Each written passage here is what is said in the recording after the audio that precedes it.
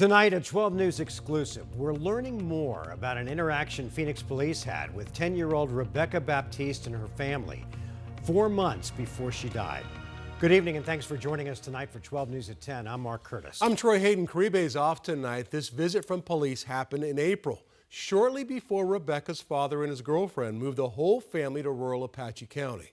And that's where officials say Rebekah was tortured and eventually killed. 12 News journalist Bianca Bono is with us in studio. And Bianca, we know there were numerous reports before this happened, before she died. What happened on this occasion? Well, Rebekah had been absent from school for several days, which concerned staff there. When they showed up to her home, she had a black eye. But a police report reviewed by 12 News shows no photographs were taken of Rebekah's injuries, and the case was closed.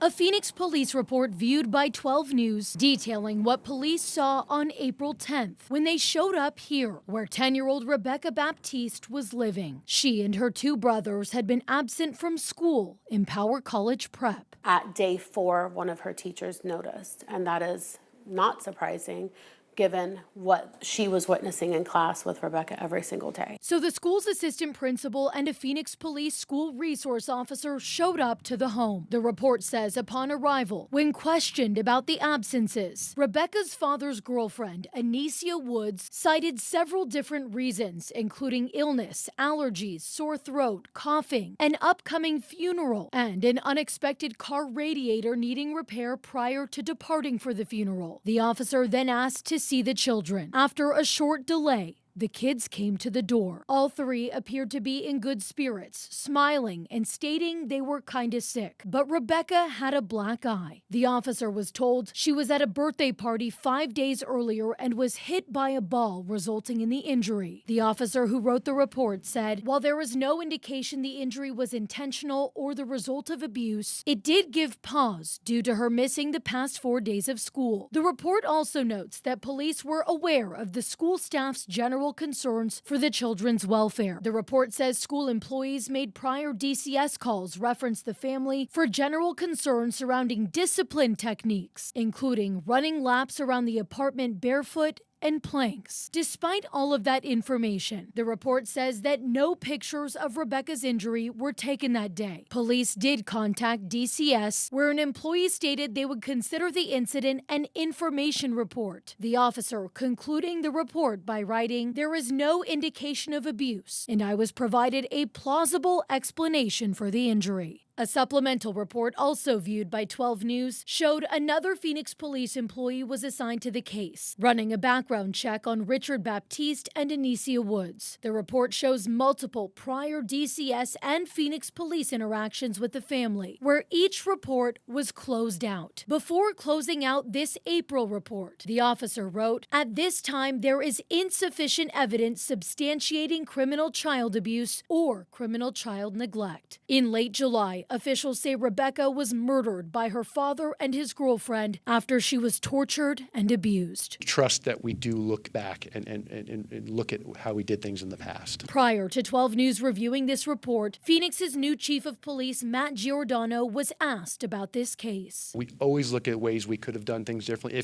and look for any kind of mistakes we might have made. I'm not saying we did, but we always look at that. We're very reflective. And we know there is body camera footage of this incident. We have requested that from the Phoenix Police Department. We will update you when we receive it. Mark? Bianca, it's so easy to point fingers at DCS, and yet Phoenix police on numerous occasions were called out there. They had reports from the school. They had reports from other places. This wasn't the first interaction. Wouldn't taking a photograph be sort of standard operating procedure? Yeah, Phoenix police said they had 5 interactions in total involving Rebekah Baptiste, her siblings, or her family. But yes, regarding the photograph, that was the first question I had after reading this report. I have asked the Phoenix Police Department why photos weren't taken that day.